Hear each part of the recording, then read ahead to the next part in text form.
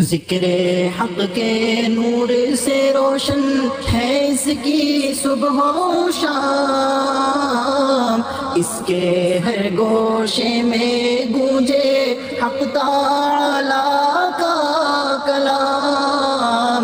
یہ ادارہ مجلس تعلیم القرآن جس کا نام۔ اعوذ باللہ من الشیطان الرجیم، بسم اللہ الرحمن الرحیم۔ الف لام میم۔ اللہ لا الہ الا هو الحی القیوم، نزل علیک الکتاب بالحق مصدقا لما بین یدیہ وانزل التوراۃ والإنجيل من قبل هدى للناس وأنزل الفرقان، إن الذين كفروا بآيات الله لهم عذاب شديد والله عزيز ذو انتقام، إن الله لا يخفى عليه شيء في الأرض ولا في السماء، هو الذي يصوركم في الأرحام كيف يشاء، لا إله إلا هو العزيز الحكيم، هو الذي أنزل عليك الكتاب منه آيات محكمات هن أم الكتاب وأخر متشابهات، فأما الذين في قلوبهم زيغ فيتبعون ما تشابه منه ابتغاء الفتنة وابتغاء تأويله وما يعلم تأويله إلا الله، والراسخون في العلم يقولون آمنا به كل من عند ربنا وما يذكر إلا أولو الألباب، ربنا لا تزغ قلوبنا بعد إذ هديتنا وهب لنا من لدنك رحمة إنك أنت الوهاب، ربنا إنك جامع الناس ليوم لا ربنا إنك جامع الناس ليوم لا ريب فيه إن الله لا يخلف الميعاد۔ صدق اللہ العظیم۔ آمنت بما انزل اللہ من کتاب۔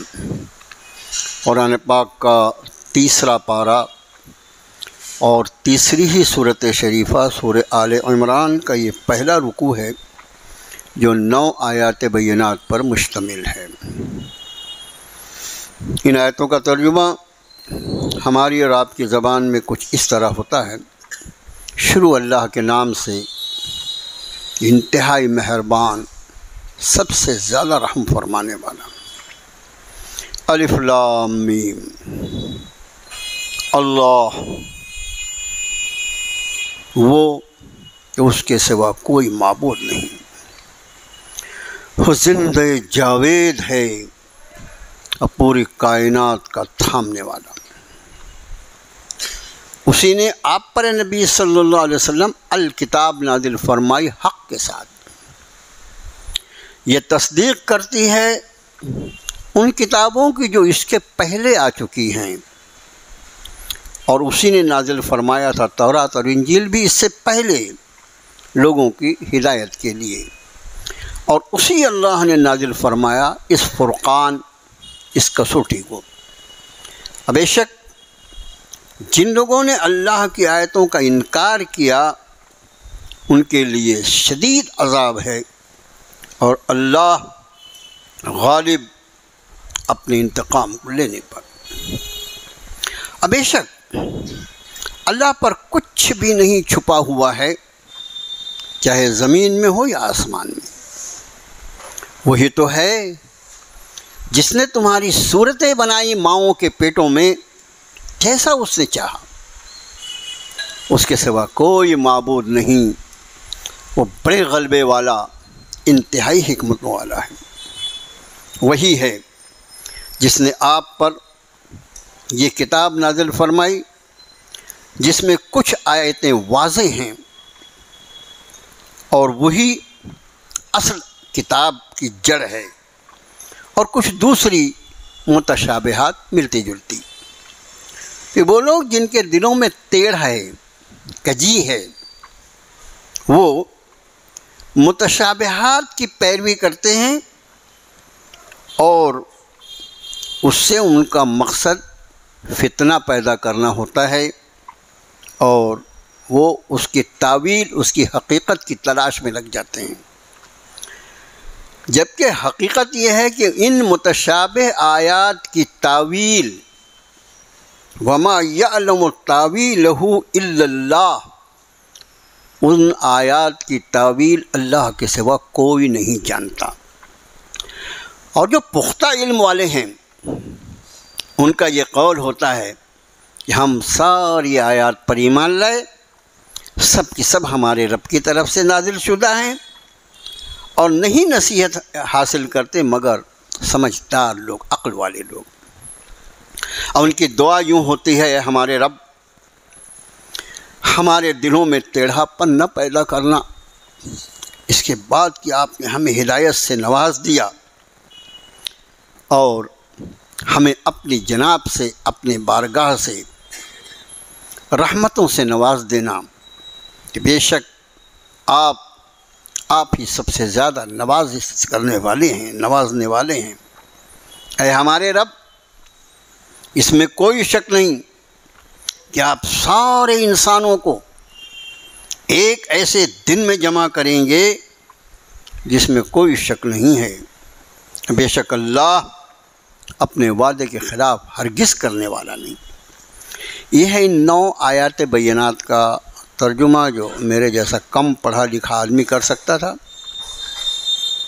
ہمارے جن ساتھیوں نے اور تراجم دیکھے ہوں گے، یہ سورہ آل عمران جو ہے اس کا شمار مدنی صورتوں میں ہے۔ مدنی صورتیں یعنی وہ صورتیں جو واقعی ہجرت کے بعد نازل فرمائی گئی، وہ مدنی صورتیں کہلاتی ہیں۔ اس کے پہلے بھی عرض کیا جا چکا ہے کہ مکی اور مدنی صورتوں یا آیتوں کی تقسیم جو ہے وہ واقع ہجرت کی بنیاد پر کی جاتی ہے۔ واقع ہجرت کے پہلے جتنی آیتیں صورتیں نازل ہوئیں، مقام سے اس کو طے نہیں کرتے کہاں نازل ہوئی، بلکہ واقع ہجرت جو ہے وہ اس کی کسوٹی ہے۔ اس کے پہلے جتنی آیتیں صورتیں نازل ہوئیں وہ چاہے جہاں نازل ہوئیں وہ سب مکی کہلاتی ہیں، اور ہجرت کے بعد جو آیتیں نازل ہوئیں صورتیں وہ سب کی سب مدنی ہیں۔ سورۃ البقرہ بھی مدنی تھی، احکام سے بھری ہوئی صورت۔ یہ صورت شریفہ بھی مدنی صورتوں میں شمار ہے، یعنی ہجرت کے بعد۔ بلکہ مفسرین کا تو یہ کہنا ہے کہ ویسے مصحف مبارک میں تو 3 نمبر پر ہے، لیکن اس صورت شریفہ میں نجران کے جس عیسائی وفد کا مدینہ طیبہ میں آ کر نبی کریم صلی اللہ علیہ وآلہ وسلم سے بحث و مباحثہ کرنا، سیدنا عیسیٰ روح اللہ کے بارے میں، آپ کی طرف سے یہ واضح کیا جانا کہ حضرت عیسیٰ عبد اللہ تھے، اور ان کو اس بات پر ضد کہ وہ ابن اللہ تھے، معاذ اللہ، اللہ کے بیٹے تھے۔ اللہ کے رسول صلی اللہ علیہ وسلم نے ساری آیات مبارکہ کی روشنی میں اور پھر آپ پر جو اللہ نے وحی فرمائی ہوگی دلائل، ان کی روشنی میں یہ ثابت کر دیا کہ اس کے بعد بھی ایک ضدی آدمی جو ہوتا ہے وہ ضد پہ اڑا ہی رہتا ہے۔ ایسی ضد کا کوئی علاج نہیں جہاں پر آدمی شرارت کی وجہ سے ضد پر اڑ گیا ہوں۔ ان سارے دلائل کے بعد بھی وہ ماننے کو تیار نہیں ہوئے، تو پھر نبی کریم صلی اللہ علیہ وسلم نے ان کو مباہلے کی دعوت دی۔ وہ آیت مباہلہ بھی اسی صورت شریفہ میں ہے، وہ جب آئے گی تو انشاءاللہ اس کی تفصیل بھی اللہ کے توفیق سے عرض کریں گے۔ مباہلہ یہ ایک عربی زبان کا ایک قاعدہ ہے کہ عام طور سے جس چیز میں 2 لوگ ملوث ہوتے ہیں، کم سے کم 2، وہ عام طور سے میم سے شروع ہوتی ہے۔ جیسے آپ دیکھیے مقابلہ، کوئی اکیلا ایک آدمی مقابلہ کرتا ہے، اس کے سامنے کوئی دوسرا ہونا نا۔ اسی طرح مناظرہ، مناظرے کے لیے کوئی سامنے ہونا چاہیے. مباحثہ، بحث کرنے کے لیے بھی کوئی موجود ہو، اس سے تو بحث کی جائے نا، کیا کہ دیوار سے بحث کرے گا آدمی. اسی طرح معانقہ، یہ معانقہ جو ہے نا اس کا مطلب ہوتا ہے گلے ملنا. اور ہم لوگ گلے ملتے ہیں. آپ گلے ملے گیا کبھی کسی سے؟ ہم لوگ معانقہ نہیں کرتے، ہم لوگ مصادرہ کرتے ہیں، سینے سے سینہ ٹکراتے ہیں. وہ معانقہ نہیں ہے. سینے سینہ ٹکراتے اس کو مصادرہ کہیں گے عربی میں. معانقہ جو ہے عنق کس کو کہتے ہیں؟ عنق کہتے ہیں گردن کو. تو معانقہ جو ہے اس کا مطلب گردن سے گردن ملانا. ہم کو آتا ہی نہیں وہ کرنا. بالکل ایسا جیسا کوئی ماں اپنے بچے کو اپنے گلے لگا لیتی ہے تو وہ بچہ جو ہوتا ہے اس کی گردن دیکھو ماں کی گردن کے ساتھ مل جاتی ہے جا کے، اس کو معانقہ کہتے ہیں. عرض ہم یہ کر رہے تھے کہ اسی طرح لفظ مباہلہ، مباہلہ جو ہے وہ کیا ہوتا ہے انشاءاللہ جب وہ آیت پر اللہ پہنچائیں گے جب عرض کریں گے. اور یہ وقت جو آیا تھا یہ 9 ہجری میں آیا تھا. کب؟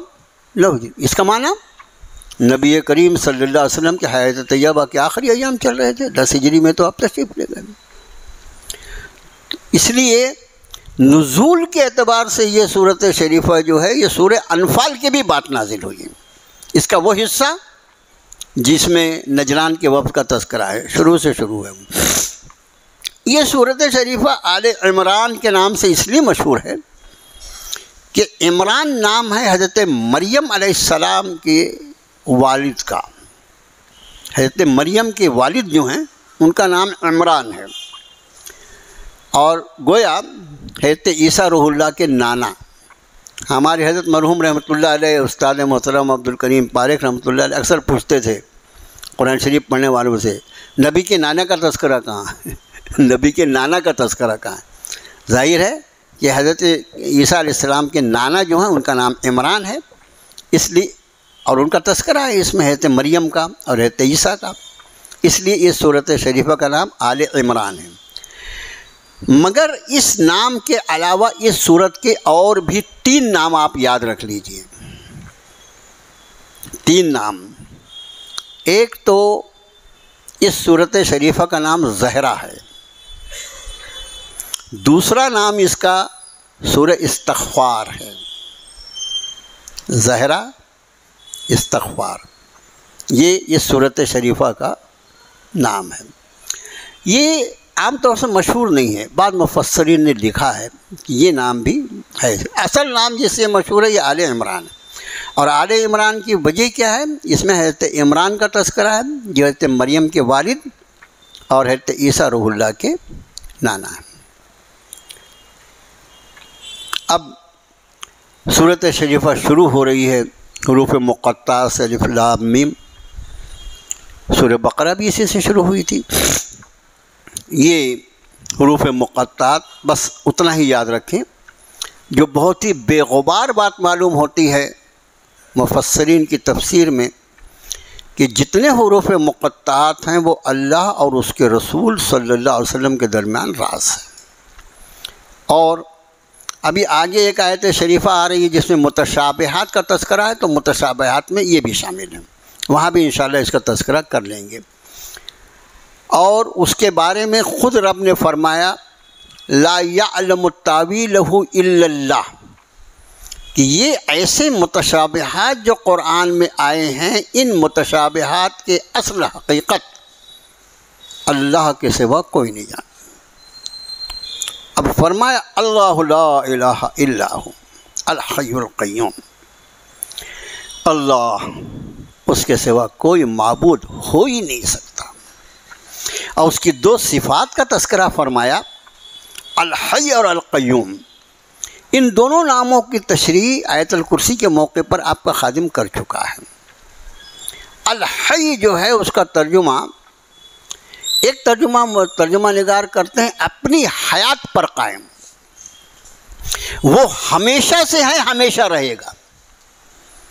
اور اس کے سوا جو کائنات کو تخلیق جو اس نے فرمایا، تخلیق کا کائنات کا ایک ایک جز جو ہے یہ اس کے پاس وہ زندگی ہے جو اللہ نے اس کو عطا فرمائی.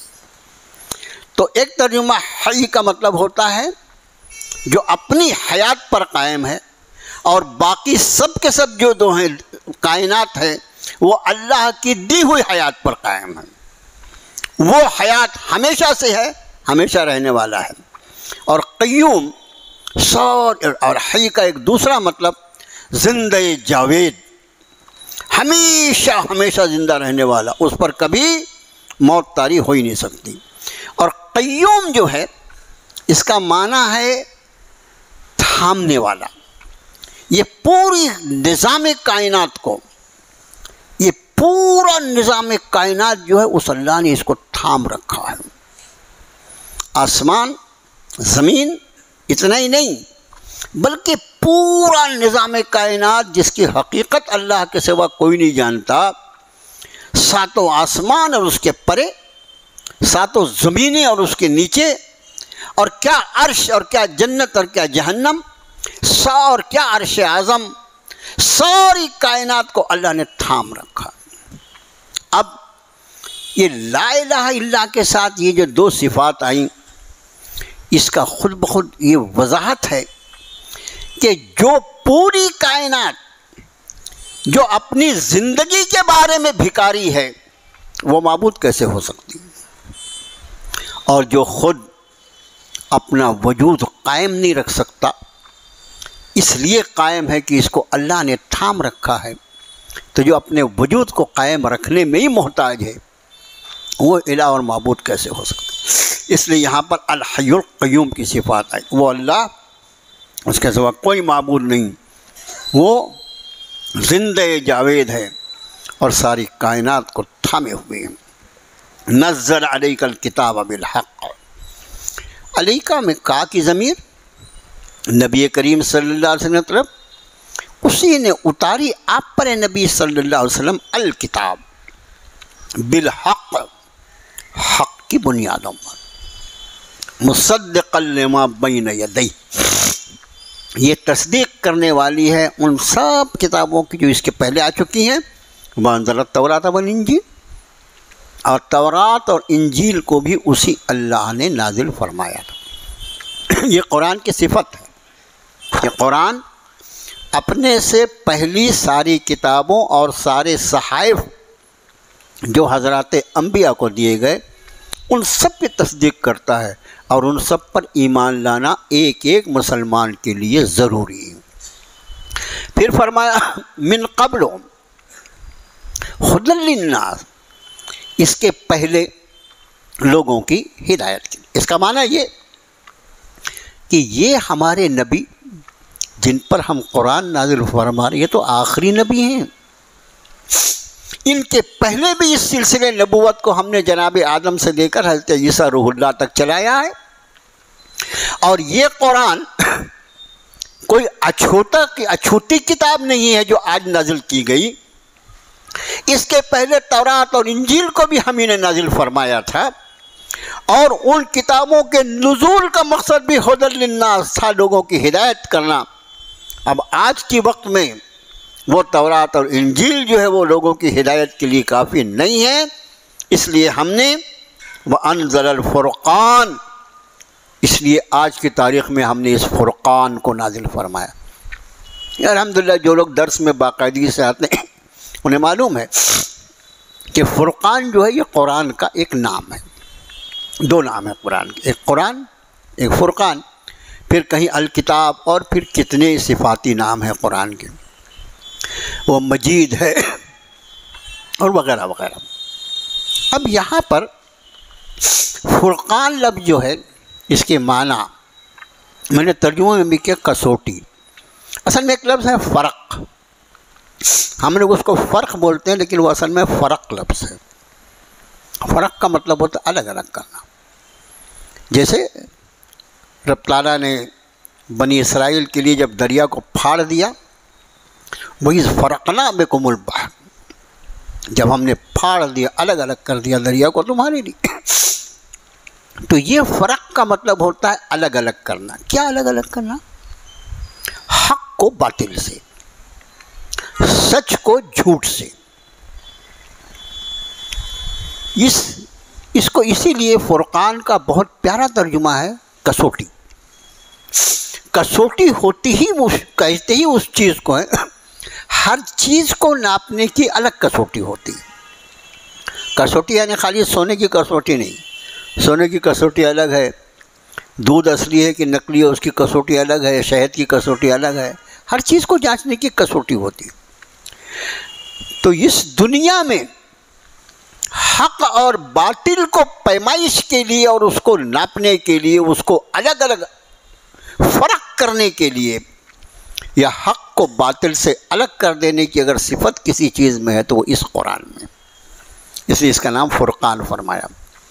बल्कि 18वें पारे में तो एक सूरत शरीफ है, सूरह फुरक़ान है, 19वें पारे में जाके पूरी होती है वो, और वो शुरू ही यहाँ से तबारकल्लज़ी नज़्ज़लल फ़ुरक़ान अला अब्दिही लियकून लिल आलमीन नज़ीरा।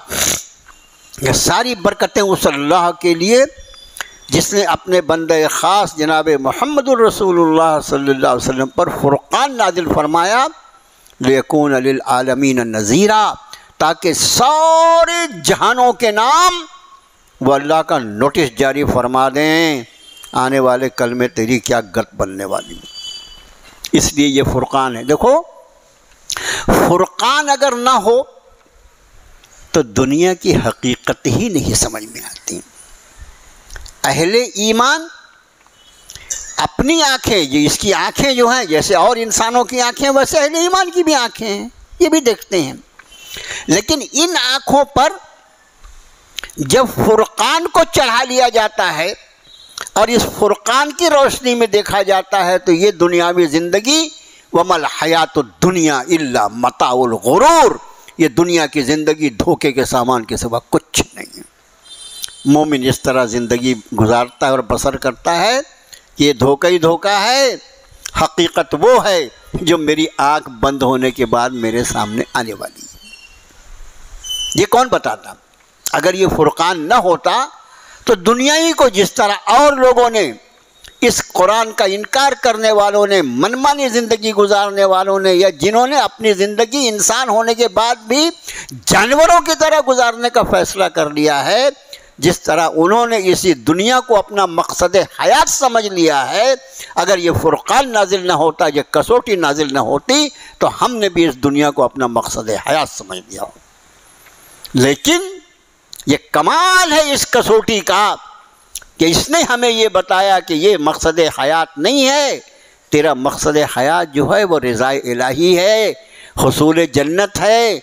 इस ज़िंदगी के पार, ये तो ज़िंदगी ख़त्म हो जाएगी अपने वक्त पर, इसके पार एक और ऐसी ज़िंदगी है जो कभी ख़त्म होने वाली, और फिर जो वहाँ मकाम हासिल होगा वो अपने अक़ीदे, अपने आमाल की बुनियाद पर होगा, और उस मकान की सिफत ये है खालिदीन फ़ीहा अबदा, जिसको जिस मकान में डाल दिया गया वहाँ वो हमेशा हमेशा के डाल दिया। ये कौन बता रहा है? ये फुरक़ान। अगर ये फुरक़ान ना होता तो आदमी को मालूम नहीं होता कि ये दुनिया की हकीकत। बस इसी तरह पूरी ज़िंदगी के हर शोबे में कदम कदम पर ये फुरक़ान जो है ये हमारी रहनुमाई फरमाता है, इस वक्त तुझे क्या करना चाहिए और क्या नहीं करना चाहिए। एक हमारी ख्वाहिशात होती हैं, एक हमारी ख्वाहिशात होती हैं, एक तरफ हमारा समाज होता है, एक तरफ हमारी रस्म व रिवाज होती है, एक तरफ हमारा ख़ानदान होता है, एक तरफ हमारा नामो नमूद होता है, और एक तरफ अल्लाह का हुक्म होता है। एक तरफ अल्लाह का हुक्म होता है। कदम कदम पर रहनुमाई करने वाली किताब है, इसलिए इसका नाम फुरक़ान। तो फरमाया वअंज़लल फ़ुरक़ान इन्नल्लज़ीना कफ़रू बिआयातिल्लाहि लहुम अज़ाबुन शदीद वल्लाहु अज़ीज़ुन ज़ु इंतिक़ाम। और जो लोग अल्लाह की आयतों का इनकार करते हैं उनके लिए सख्त अज़ाब। और याद रखना कि जिस अल्लाह ने इस कलाम को नाजिल फरमाया है ना, वो अज़ीज़ुन ज़ु इंतिक़ाम। अज़ीज़ मतलब इंतहाई ग़लबे वाला, और ज़ु इंतिक़ाम का मतलब होता है इंतकाम लेने वाला। अगर उसके कलाम की तू तस्दीक करेगा तो वो जज़ा भी अपने शान के एतबार से देगा, लेकिन उसके कलाम की अगर तू तकफ़ीर करेगा और इनकार करेगा, तकज़ीब करेगा, तो फिर वो सज़ा भी अपनी शान के मतलब। इसलिए अज़ीज़ुन ज़ु इंतिक़ाम का लफ्ज़ यहाँ इस्तेमाल हुआ। آگے ارشاد فرمایا ان اللہ لا یخفی علیہ شیء فی الارض ولا فی السماء، وہ اللہ ایسا ہے کہ زمین و آسمان میں کوئی چیز اس سے مخفی نہیں، لا یخفی، ہم مخفی کا لفظ استعمال کرتے ہیں اردو میں، وہی لفظ ہے یہ کہ نہیں چھپی ہوئی ہے کوئی چیز اس اللہ سے اس ساری زمین۔ اب ایک سوال یہ پیدا ہوتا ہے کہ میری تکلیفیں، میری پریشانیاں، میرا دکھ درد، میری ضرورتیں، یہ کون پورا کر سکتا ہے؟ سب سے پہلے ان ضرورتوں کو پورا کرنے والے کا یہ علم تو ہو کہ میں ضرورت مند پایا کہاں جاتا ہوں کہاں میں، اور پھر میں کہاں ہوں، اور پھر میری کیا ضرورت ہے۔ سب سے پہلے ضرورت مند کا تو پتہ معلوم ہو، تو وہ میرا اللہ ہے، وہ میرا اللہ ہے کہ جو ساری کائنات اس کے سامنے کھلی کتاب کی طرح ہے، اور اپنی اس کائنات کی ایک ایک مخلوق، اللہ نے کتنی مخلوق پیدا کی، حقیقت یہ ہے کہ اس کے سوا کوئی نہیں جانتا۔ ابھی دیکھیے ہمارے ہاں جنگلات میں جو مختلف جانور اور حشرات الارض پائے جاتے ہیں، اس پر تحقیقیں چلتی رہتی ہیں، روز نئی چیز ثابت۔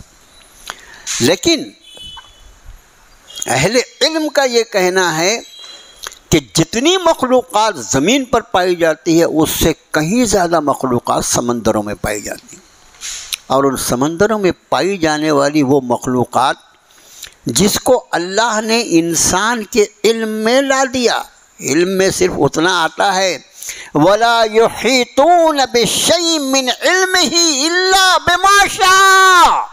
خوب سمجھ لو اس بات کو، کوئی اس کے علم کا کوئی حصے کا احاطہ نہیں کر سکتا سوائے اتنا جتنا وہ دینا چاہے۔ تو جتنا علم اس نے انسان کو دیا ہے، تو بعض مخلوقات سمندر کی ایسی ہیں کہ جن کی خوراک ایسی ہے کہ پورا کامٹی ایک وقت میں جتنا کھاتا ہوگا اکیلے وہ کھاتی ہے، لیکن ان کا بھی رزاق وہی ہے، ان کو بھی رزق وہی دے رہا ہے۔ کیا رزق کی تقسیم ہے اور کیسے اس ذات نے اس کو تھام رکھا ہے، اسی کی شان۔ تو یہاں فرمایا کہ وہ اللہ اس شان کا مالک ہے کہ کائنات میں زمین و آسمان جب آتا ہے اس کا مطلب پوری کائنات ہوتی، کہ زمین و آسمان میں کوئی چیز اس سے چھپی نہیں۔ جب میرے اللہ کی یہ شان ہے تو میں اپنا دکھڑا کس کے سامنے لے جاؤں؟ اسی اللہ کے سامنے جو میرے حال سے واقف ہے، میرے ظاہر سے بھی واقف ہے، میرے باطن سے بھی واقف ہے، جو مجھ پر حالات پڑے ہیں اس سے بھی واقف ہے، جو میرے دل میں خواہشات ہیں ان سے بھی واقف ہے۔ علیم بذات صدور ہے جو اللہ، جو میرے سینوں کے وسوسوں کو جاننے والا ہے، اس کے سوا میری تکلیفوں کو کون دور کر سکتا۔ اسے فرمایا وہ اللہ کہ زمین و آسمان میں کوئی چیز اس سے چھپی ہوئی نہیں۔ هو الذی یصورکم فی الارحام کیف یشاء، وہی اللہ ہے جس نے تمہاری صورت ارحام، ہمارے ہاں جہاں صورت گری کا تذکرہ آتا ہے تو ہم لوگوں کی سوچ اتنی محدود ہے کہ انسان کا بچہ بس اتنا ہی یاد آتا ہے۔ ارے ساری چیزوں کو اللہ نے جوڑے جوڑے سے پیدا کیا، کتنی مادائیں ہیں، کتنی اربہ ارب اور کھربہ کھرب مادائیں ہیں، اور ان ساری ماداؤں کے ارحام ہیں جن میں ان کے حمل، ان کے بچے پلتے ہیں، اور ان سب پر میرا رب نگاہ رکھے ہوئے۔ اور کس رحم میں کس کی کیسی صورت گری کی جائے، ایسی صورت گری اب تو الحمدللہ سائنس اور ٹیکنالوجی اس مقام پر پہنچ گئی جہاں پر ہر آدمی جانتا ہے کہ ایک آدمی کی صورت کا دوسرے سے ملنا تو بہت دور کی بات ہے۔ جن لوگوں کو اللہ نے حج کا اور عمرے کا موقع تھا، حج میں بطور خاص کیا مجمع ہوتا ہے، کوئی آدمی ایک دوسرے سے ذرا بھی ملتا جلتا دکھائی دیتا ہے۔ میں سمجھتا ہوں سب سے بڑا مجمع اگر اس زمین پر ہوتا تو حج کا ہوتا ہے، باقی یہ پھینکتے رہتے ہیں، یہ جو ہے نا فلانی جگہ میں اتنے لاکھ پہنچ رہے، اتنے لاکھ پہنچ رہے، سب گپی رہتی ہے۔ حقیقت میں حج کا مجمع لو، کسی صورت کسی سے ملتی؟ ارے صورت وہ ایسا مصور ہے، ایسی صورت گری کرنے والا ہے، ایسا خالق ہے کہ چہرہ تو بہت بڑا ہے، تھمب امپریشن بھی کسی انسان کا دوسرے انسان سے نہیں ملتا، اور صرف انہیں سے نہیں ملتا جو اس وقت زمین میں زندہ ہیں، نہیں، جو زمین میں دفن کر دیے گئے سینکڑوں ہزاروں سال میں، ان کے تھمب امپریشن بھی کسی کا تھمب امپریشن نہیں۔ ایسا مصور، ایسا بنانے والا۔ پھر اس انسان کی تخلیق میں ذرا انداز تو دیکھو اس تخلیق کا۔ ابھی تو اللہ نے انسان کو وہ علم عطا فرمایا، جب یہ صورتیں اور یہ آیتیں نازل ہوئی نا، تو بچے کو پیدا ہونے کے بعد ہی کوئی معلوم کر سکتا تھا لڑکا ہے کہ لڑکی ہے۔ اگر ان کے یہاں بھی اگر سولوگرافی رہتی تو اتنی لڑکیاں تھوڑی دفن کرتے، وہ چیک ویک کر دیتے، لڑکا ہے رہنے دو بھائی، رہنے دو، ابھی ای مت دفن کرو، اس ہونے دو۔ تو اس وقت رب تعالیٰ نے جو آیات اس میں نازل فرمائیں، بہت سے سائنٹسٹ اور علم الابدان کے جاننے والوں نے ان آیتوں کی روشنی میں اسلام کو قبول کر لیا جو آیتیں انسان کی تخلیق کے بارے میں اللہ نے اپنی کتاب میں نازل فرمائی۔ ان آیتوں کو جب پڑھا انہوں نے، ان کو لگا 1500 سال پہلے یہ نبی الامی پہ نازل ہونے والی کتاب، یہ ان حقائق پر سے پردہ ہٹا رہی ہے جہاں تک آپ ہماری نگاہ نہیں پہنچی، ابھی ہم اس سے لاکھوں میل دور چل رہے ہیں۔ اور اس کے بعد جو مختلف مراحل بیان فرمائے، آج تو سب کچھ جو ہے وہ کیمرے کے سامنے ہے نا، سب کچھ کیمرے کے سامنے ہے۔ پہلے دن سے اگر کوئی آبزرو کرنا چاہے تو منی کے قطرے میں ہونے والی تبدیلیاں پہلے دن سے اس کو آبزرو کیا جا سکتا ہے، مسلسل اس کو آبزرویشن میں رکھا جا سکتا ہے، اور اسی لیے انسان اس مقام پہ پہنچا ہے۔ فرمایا جیسی چاہتا ہے تمہاری صورت گری کرتا ہے، کیف یشاء، جیسا اس نے چاہا میری صورت۔ میں نے ایک مطلب غیر مسلموں کا ایک بڑا مجمع تھا، ایک مندر میں تقریر تھی، انہوں نے سب مذہب کے لوگوں کو بلایا، تو مجھے گنہگار کو بھی بلایا تھا انہوں نے مسلمانوں کی طرف سے۔ میں نے وہاں ایک بات عرض کی تھی، میں نے کہا اس انسان کا بھی عجیب و غریب معاملہ ہے، یہ کہتا ہے کہ ہم نے اللہ کو دیکھا نہیں، اس لیے معاذ اللہ کیسے مانیں گے؟ پہلی بات تو یہ ہے کہ جو چیز ہم دیکھتے نہیں ہیں وہ موجود نہیں ہے، اگر کوئی یہ کہتا تو اس سے بڑا کوئی گدھا نہیں ہوتا۔ اس لیے کہ امریکہ اور رشیا کو ہم نے بھی نہیں دیکھا لیکن ہم بھی مانتے ہیں کہ وہ موجود ہے، تو ہمارا دیکھنا نہیں دیکھنا کسی چیز کے ہونے نہیں ہونے کی شہادت تھوڑی ہے بھائی۔ اور دوسری بات پھر اللہ کی توحید کے بارے میں، عام طور سے ایسے مجمع میں جب بھی ہم لوگ جاتے ہیں تو وہاں توحید، رسالت اور آخرت، اور میں آپ سے عرض کروں یہ 3 مضامین ایسے ہیں جس سے یہ ملک نہیں پوری دنیا کا مشرک طبقہ جو ہے اس کے سامنے اگر اللہ کی کتاب کی روشنی میں عقیدہ توحید کو، رسالت کو اور آخرت کو رکھ دو، انشاءاللہ وہ جگہ سے ایمان لائے گا۔ ایسا نہیں کہتا، ایمان دینا نہیں دینا وہ تو اللہ کے دست قدرت میں بھائی۔ اگر نبی اپنے چچا کو ہدایت نہیں دے سکتے تو ہم اور آپ کون؟ لیکن اللہ کی قسم کھا کے کہہ سکتا ہوں کہ اسلام کی حقانیت ان پر کھل جائے اگر یہ 3 بنیادی عقائد ہم ان کو سمجھا دیں کہ اللہ کا ایک ہونا، وحدہ لا شریک ہونا، پھر نبی کی ضرورت، نبی کے بغیر انسانیت کی گاڑی چل نہیں سکتی، اور نبی کا انسان ہونا ضروری ہے، غیر انسان کو اگر نبی بنا کر بھیجا جائے تو کام چل ہی نہیں سکتا۔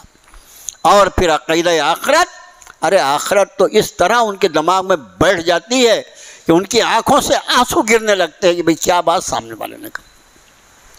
تو اس وقت بھی آپ کے خادم نے ایک بات عرض کی تھی کہ اس انسان کا بھی عجیب بیوقوفی کا فیصلہ ہے، میں اللہ کو دیکھنا چاہتا ہوں، ابے تو نے اپنی صورت دیکھا کیا؟ اپنی صورت دیکھا؟ صورت بنائی میری، مگر میری صورت کو ایسا بنایا کہ میں خود اپنی صورت دیکھنے کا محتاج ہوں، میں نے آج تک اپنی صورت نہیں دیکھا۔ آپ سب میری صورت دیکھ رہے ہیں، میں آپ کی صورت دیکھ رہا ہوں، ہم ایک خود کی صورت نہیں دیکھ سکتے۔ انہوں نے آئینے میں صورت رہتی ہے، آئینے میں عکس رہتا ہے، آئینے میں آدمی نہیں رہتا، آئینے میں عکس رہتا ہے، اپنی اصلی صورت.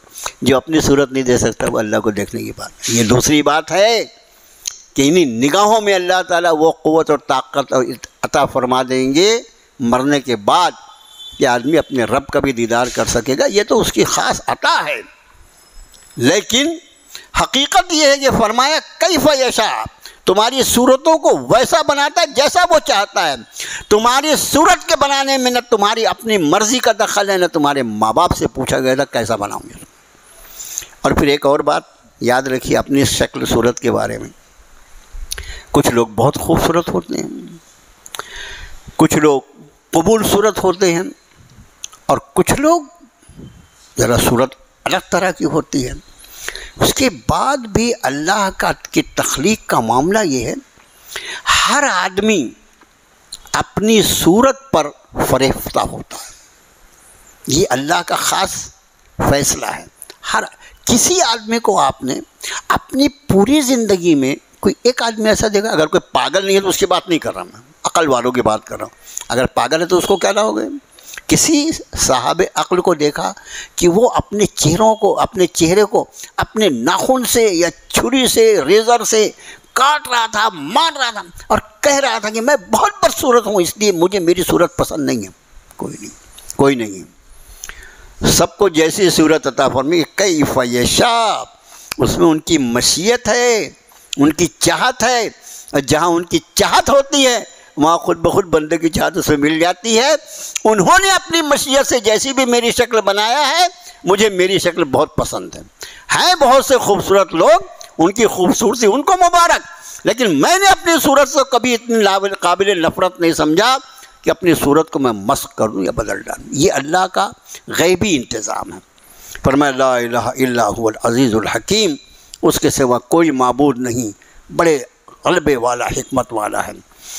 هو الذی انزل علیک الکتاب منہ آیات محکمات، وہی اللہ ہے، اس نے آپ پر، پھر علیکہ کی ضمیر اللہ کے نبی کی طرف، آپ پر نبی صلی اللہ علیہ وسلم یہ کتاب نازل فرمائی.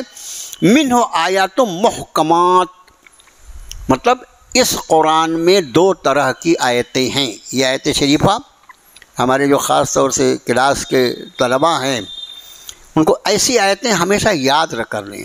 بہت ساری باتیں ایک ہی آیت میں آ جاتی ہیں کہ قرآن کی آیتیں جو ہیں وہ رب تعالیٰ نے دو حصوں میں منقسم فرمائی ہیں. فرمایا کچھ آیات جو ہیں وہ آیات محکمات کہلاتی ہیں، اور کچھ آیات جو ہیں وہ اخر و متشابہات، اور کچھ دوسری آیتیں جو متشابہات کہلاتی ہیں. پھر فرمایا کہ آیات منہ آیات محکمات ہن ام الکتاب. یہ جو آیات محکم ہیں، محکم کا ایک ترجمہ یہ تو واضح آیت.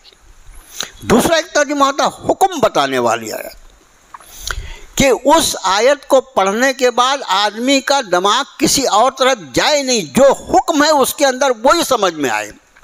کہ شہر رمضان الذی انزل فیہ القرآن ھدی للناس وبینات من الھدی والفرقان فمن شہد منکم الشہر فلیصم. دیکھو رمضان کا وہ مہینہ ہے جس میں قرآن نازل فرمایا گیا، جو انسانوں کے لیے ہدایت کا سامان ہے، یہ فرقان ہے، کسوٹی ہے. پھر فمن شہد منکم الشہر فلیصم، پھر تم میں جو کوئی اس مہینے میں موجود ہو اسے چاہیے کہ وہ روزہ رکھے. کیا سمجھ میں آیا؟ رمضان کا مہینہ جس میں روزہ فرض کیا اللہ نے. اور پھر ومن کان منکم مریضا وعلی سفر فعدۃ من ایام اخر، کوئی بیمار ہو، کوئی سفر میں ہو، وہ بعد کے دنوں. اس میں کہیں کچھ کنفیوز ہوتا ہے، ایسا تو نہیں کہ شعبان میں روزہ رکھنا تھا، ایسا تو نہیں کہ 11ویں شریف، میں نے کہاں سے نام لیا 11ویں؟ ابھی کوئی نام جو ہے وہ گاف سے شروع ہو کے عربی ہو سکتا ہے کیا؟ گاف کا عربی سے کوئی تعلق ہی نہیں. گاف کا، چا کا، پا کا، تمہارا 40واں، تمہارا 40، تمہاری 11ویں، یہ غیبی انتظام ہے کہ سب ایسے حروف لائے تم نے پکڑ کے، دیکھ کے لگے کہ یہ عربی ہو ہی نہیں سکتا، غیر عربی ہے یہ. آپ سمجھے؟ اس آیت شریفہ کو پڑھ کے واضح حکم ملتا ہے کہ رمضان کا مہینہ ہے جس میں سب کو روزہ رکھنا ہے. کوئی مریض ہو، کوئی سفر میں ہو اللہ نے اس کو رخصت دے دی، ختم ہو گئی، ایام اخر بعد کے دنوں میں پوری کر لیں۔ کچھ شک ہوتا ہے؟ نہیں ہوتا۔ اقیم الصلاۃ وآتوا الزکاۃ، نماز قائم کرو، زکوٰۃ ادا کرو، کچھ شک ہوتا ہے؟ کچھ نہیں ہوتا۔ اطیعوا اللہ واطیعوا الرسول، اللہ کا کہا مانو اور رسول صلی اللہ علیہ وسلم کا کہا مانو۔ کچھ ایسی بات ہے جو سمجھ میں نہیں آتی۔ یہ آیات محکم، قرآن شریف میں آیات محکم زیادہ ہیں، اپنے مضامین کو واضح طور پر بیان کریں، لیکن کچھ رب تعالیٰ فرما رہے ہیں وَأُخَرُ مُتَشَابِهَاتٌ، کچھ متشابہ ہیں۔ متشابہ کس کو کہا جاتا ہے؟ خود فرما رہے ہیں فَأَمَّا الَّذِينَ فِي قُلُوبِهِمْ زَيْغٌ فَيَتَّبِعُونَ مَا تَشَابَهَ مِنْهُ ابْتِغَاءَ الْفِتْنَةِ وَابْتِغَاءَ تَأْوِيلِهِ۔ وہ جن لوگوں کے دل میں ٹیڑھا پن ہے نا، وہ اللہ کی کتاب کو سمجھنا نہیں چاہتے، بلکہ اللہ کی کتاب کی روشنی میں معاذ اللہ ان کا ارادہ جو ہے وہ کہ منہ ابتغاء الفتنہ، وہ فتنہ کھڑا کرنا چاہتے ہیں، وہ وابتغاء تاویلی، جو متشابہ آیات ہیں اسی کی اصل معلوم کرنے کے چکر میں پڑ گئے۔ میں نے عرض کیا الف لام میم، الف لام میم کیا جتنے بھی حروف مقطعات ہیں 1 سے شروع ہو کر 5 تک، 1 سے شروع ہو کر 5 تک، واحد واحد بھی ہے، صاد قاف نون، 1 بھی ہے، 2 بھی ہے، 3 بھی ہے، 4 بھی، 5، جتنے حروف مقطع سب متشابہات ہیں۔ یہ طے ہے اس کے معنی تو ہیں، لا بغیر معنی کا کوئی لفظ قرآن میں ہے ہی نہیں، اس کے معنی تو ہیں، لیکن اس کے معنی وہی وما یعلم التاویلہ الا اللہ، اس کی حقیقت اللہ کے سوا کوئی نہیں جانتا۔ اب پورا قرآن جس پہ عمل کرنا تھا، جس میں ایمان تھا، جس میں توحید تھی، جس میں شرک سے اجتناب تھا، جس میں گناہوں سے بچنے کی تعلیم تھی، جس میں نماز کی فرضیت تھی، جس میں صدقات کا حکم دیا گیا تھا، جس میں حسن اخلاق کی بات کہی گئی تھی، جس میں لوگوں کے ساتھ بھلے طریقے سے بات کرنے کا حکم دیا، سارے واضح ہے کام، وہ سب کو چھوڑا۔ وہ قرآن شریف میں جو ایک جگہ آیا ہے کہ جب حضرات صحابہ نے بیت رضوان میں نبی کریم صلی اللہ علیہ وسلم کے دست مبارک پر بیعت کیا، طے ہے، کوئی دو رائے نہیں، بیعت کیا۔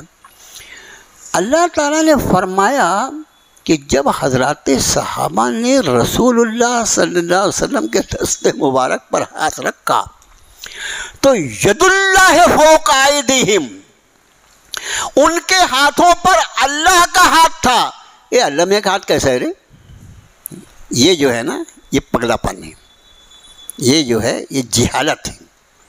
اس کا معنی یہ ہے کہ یہ قرآن کو اس کو عمل نہیں کرنا ہے، قرآن کے اندر یہ تماشا کرنا چاہتا ہے۔ رب نے اسی لیے فرمایا متشابہ ہے۔ اب کیا معنی اس کے؟ اللہ کے دست مبارک سے مراد اللہ کی خاص تائید، خاص مدد، یا اللہ بہتر جانے اس سے کیا مراد ہے۔ میں جس اللہ پر ایمان رکھتا ہوں اس کا کوئی جسم نہیں، اس کا کوئی جسم نہیں، لیکن رب نے فرمایا کہ ید اللہ فوق ایدیہم، ان کے ہاتھوں پر اللہ کا ہاتھ تھا۔ بس میں اس پر ایمان لاتا ہوں کہ جب صحابہ دست رسول پر بیعت کر رہے تھے تو ان کے ہاتھوں پر رب کائنات نے فرمایا میرا ہاتھ، ختم ہو گئی۔ حقیقت نہیں معلوم مجھے، اللہ کے سوا کوئی نہیں جانتا۔ اسی طرح وسع کرسیہ السماوات والارض، اس کی کرسی نے سارے آسمان و زمین کو اپنے گھیرے میں لے رکھا ہے۔ ہم تو ایسی کرسی جانتے ہیں، بہت بڑی کرسی، ایسی کرسی، اس کی حقیقت کیا معلوم، اللہ جانتا ہے۔ تو فرمایا جن لوگوں کے دل میں فتنہ ہوتا ہے، جن کے دلوں میں کجی اور ٹیڑھا پن ہوتا ہے، وہ ان متشابہات کے پیچھے پڑتے ہیں۔ متشابہات میں جو الفاظ استعمال ہوئے ہیں صرف اس کا جو ترجمہ ہماری زبان میں ہوتا ہے اتنا ترجمہ کر کے اس پر اجمالی ایمان لانا ہے، اس کی حقیقت کی تلاش میں پڑنا ایمان کو خطرہ ہو سکتا ہے۔ بس اتنی بات یاد۔ تو آیات قرآنی کی دو قسمیں، آیات محکمات، آیات متشابہات۔ آیات محکمات حکم بتانے والی آیتیں، واضح آیتیں، ان پر ہم کو عمل پیرا ہونا ہے۔ اور آیات متشابہات وہ بھی قرآن کا حصہ ہیں، وہ بے معنی نہیں ہے، لیکن ان کی حقیقت اللہ کے سوا کوئی نہیں جانتا۔ بس اتنا یاد رکھیے۔ اب آگے فرمایا والراسخون فی العلم۔